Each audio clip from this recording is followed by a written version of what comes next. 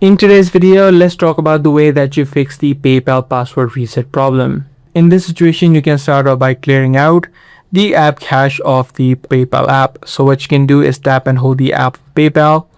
Head over to this eye icon. Once you're inside, tap on storage and then tap on clear cache. Now, if this solution does not work for you, you can try using a different device or a web browser. So if you're currently on a PayPal app version, you can open up a web browser on your desktop or your laptop and try logging in.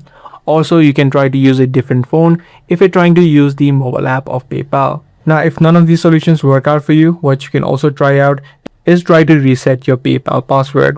So once you're inside of this screen, after you type in your email address or your phone number, you'll have this option which says forgot password. By following this method, you'll be able to receive the code on your email address or on your SMS, and then you'll be able to create a new password. Lastly, if the issue still persists, the last thing that you can do is try to contact the PayPal support. So just search for PayPal support on a web browser and make sure you exactly explain the situation that you're currently in.